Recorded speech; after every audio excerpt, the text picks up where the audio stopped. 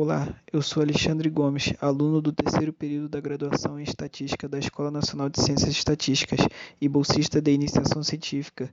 Este canal faz parte do meu projeto. Neste primeiro vídeo eu faço uma resenha do artigo Primalidade, Fundamentos, Testes e Perspectivas, de José Luísio Ferreira Lima, da Universidade Católica de Brasília.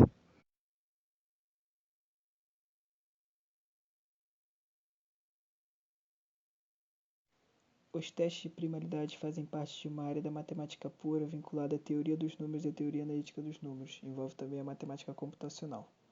Esses testes têm uma importância devido à segurança de dados na internet. Como exemplo, os sistemas de criptografia atuais demandam a utilização de grandes números primos.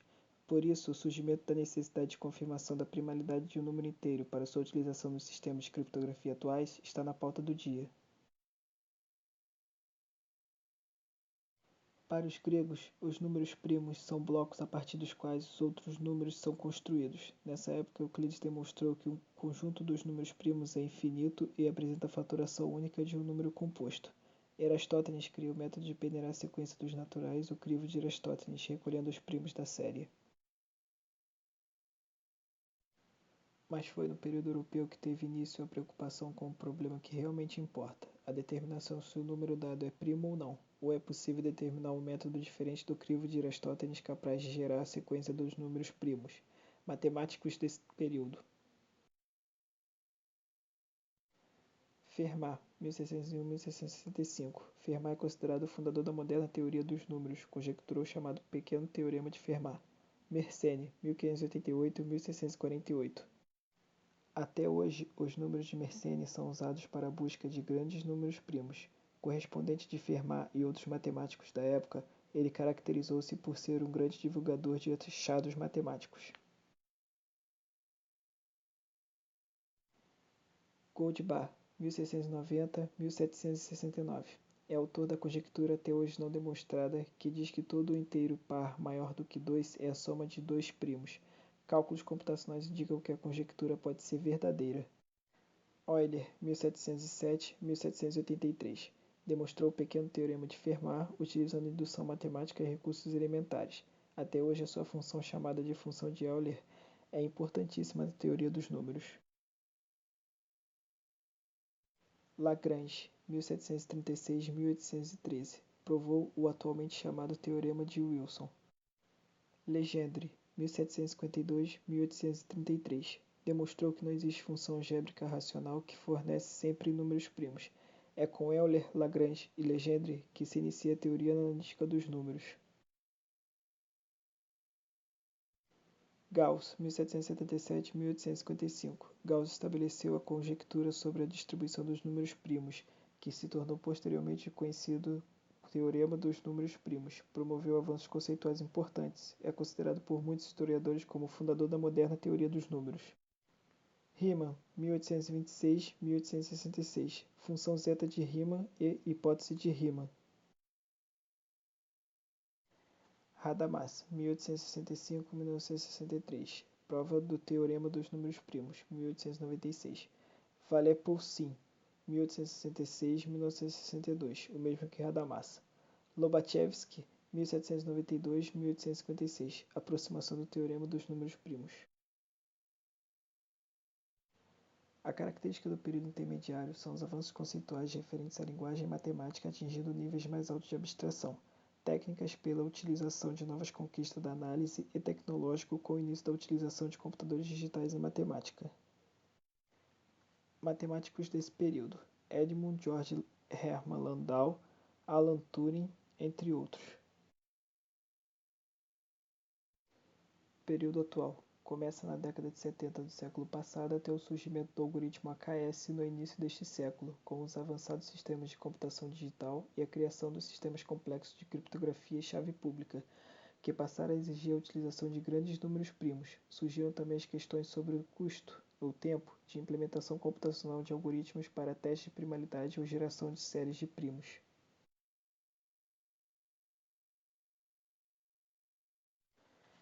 A definição forte de número primo, como é dada na atualidade em alguns manuais de teoria dos números, é a seguinte: um número inteiro positivo p maior que 1 é um número primo se e somente se 1 e p são seus únicos divisores positivos.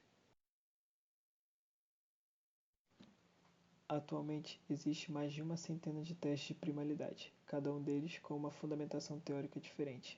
São testes determinísticos ou probabilísticos, executados em tempo polinomial, que quer dizer que o tempo de execução do algoritmo é limitado superiormente por uma expressão polinomial do tamanho da entrada para o algoritmo, ou tempo exponencial, fundamentados em teoremas ou conjecturas.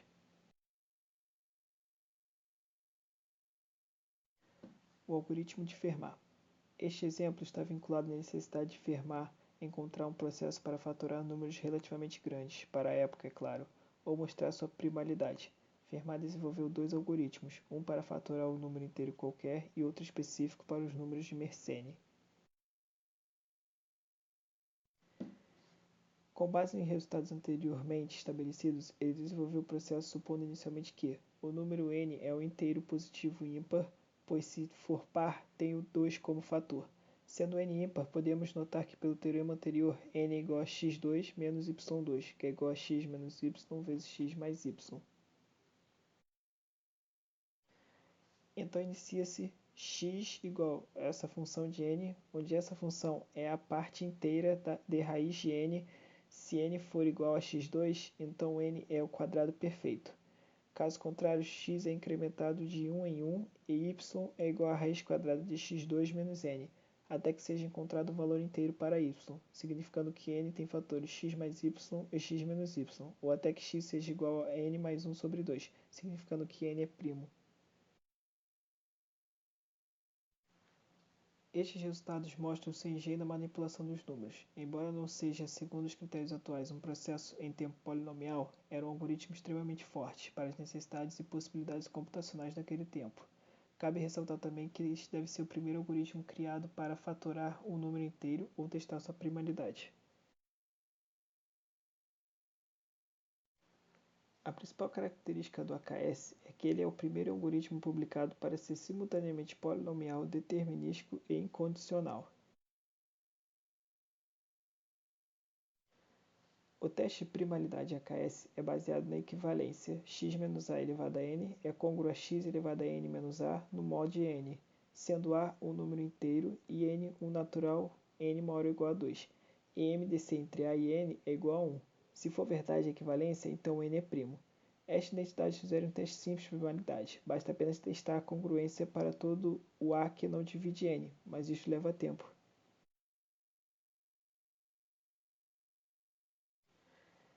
O teste Miller foi desenvolvido em 1976 por Gary L. Miller. O teste original é determinístico e executado em tempo polinomial. Em uma de suas formas está baseado em congruências que definem o conceito de testemunha para o número composto, desenvolvido por M. Rabin, e para certos números pode ser realizado com uma calculadora. O teste APR é resultado de melhoria de testes como o de Lucas Lemmer. É considerado um teste inovador que abriu novos caminhos para o teste de primalidade. É determinístico, genérico e executado em tempo semi-polinomial. Está fundamentado em teorias e congruências e pode ser executado em computadores de velocidade considerada média. O teste de Miller-Rabin é um teste que inaugurou a era dos testes de primalidade probabilísticos. Sua execução se dá em tempo polinomial e pode ser rodado em qualquer computador. Pode ser utilizado para qualquer tipo de números inteiros. O teste dá a probabilidade de um número inteiro grande n ser primo. Foi um avanço conceitual interessante, pois introduziu a probabilidade na teoria dos números.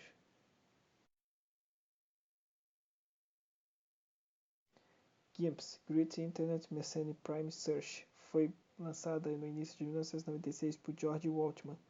Antes de ser um teste de primalidade, é na realidade uma busca para encontrar grandes números primos de Mersenne e a fatoração de números de Mersenne em geral. Usa computação distribuída em rede pela internet comandada por um computador central. Como já foi dito, o teste usa uma associação de provas de primalidade utilizando a seguinte estratégia: gera uma base de dados com números de Mersenne, emprega um mix de provas de primalidade e busca fatores para n mais 1 e n menos 1. Testa a primalidade ou encontra fatores para um dado número de Mersenne. Para a computação algébrica é um avanço considerável com a utilização de computação distribuída, criando e desenvolvendo novas técnicas.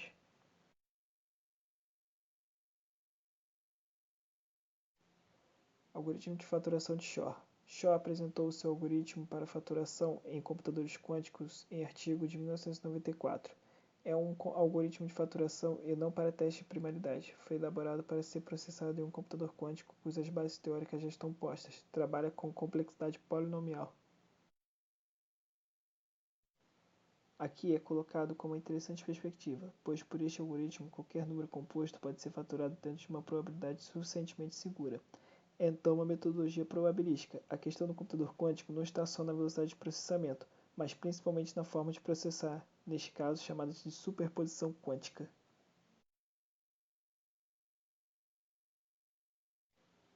Este é um método de faturação complexo, mas como afirma o autor, tem tempo polinomial para um computador quântico.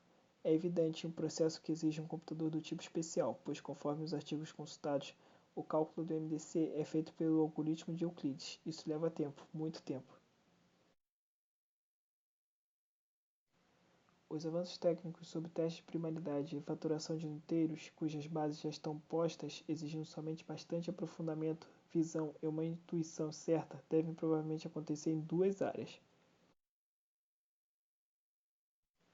Na matemática, em relação à computação quântica, cuja base teórica está pronta, em relação ao algoritmo de faturação e teste de primaridade, que pressupõe a computação quântica como base. São tipos de algoritmos que precisam de uma atenção maior da matemática, evitando somente o uso da força bruta, por exemplo, o algoritmo de Shor. No progresso técnico com base nas estruturas conceituais existentes, que tem como exemplo o algoritmo AKS.